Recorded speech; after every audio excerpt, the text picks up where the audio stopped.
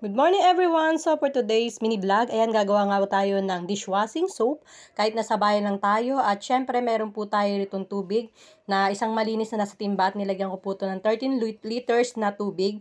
And then ilalagay po natin yung bubble booster, ayan dahan-dahan, saka yung surfactants.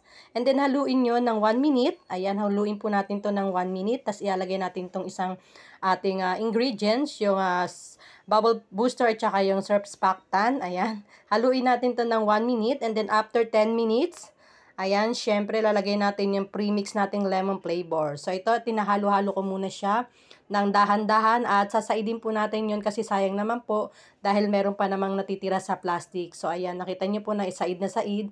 At after 10 minutes nito, ay ilalagay naman natin yung premix lemon flavor. So ayan, at sinaid ko at continue lang po ang paghahalo natin hanggang sa 10 minutes. So orasan po natin yan para make sure na tama po yung ating paggawa ng ating dishwashing soap. So, ayan po at sinaid-side ko po yan ng mabuti dahil sayang naman po at pwede nyo po itong pagkakitaan. And then, after 10 minutes, eto na po. 10 minutes later. After 10 minutes, ayun, haluin pa rin natin ng 1 minute. Ayan, continue lang po tayo sa paghalo nito at saka po natin ilalagay yung ating premix lemon flavor. So, bago nyo po ito ilagay, make sure na i-shake nyo po ng mabuti yung ating lemon na flavor, ayan, at ilalagay na po natin yan dyan, paikot. Tapos, paghaluin ilagay yung thickener, ayan, tapos mix-mix lang natin yan.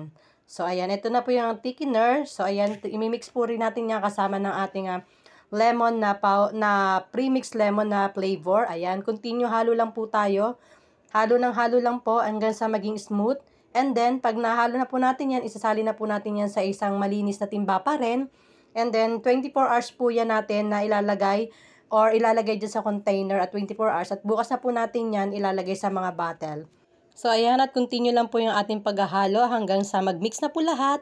And then, itatabi na po natin yan dahil para po bukas ay isasalin na lang po natin yan sa ating magandang mga lalagyanan at ready na po yan para ibenta. And thank you for watching guys and please don't forget to subscribe sa aking YouTube channel, Marilu Andrade LV Lulu, and please don't forget to hit the bell button para lagi po kayong updated sa aking mga binablog na ipopost sa aking YouTube channel dito po sa channel ko. And thank you very much and happy watching everyone and God bless you all. So bye-bye! May part 2 tomorrow.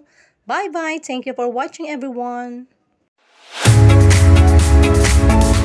Ilalagay ko na lang po sa comment section kung saan ko nga pala to nabili yung aking dishwashing na ginawa.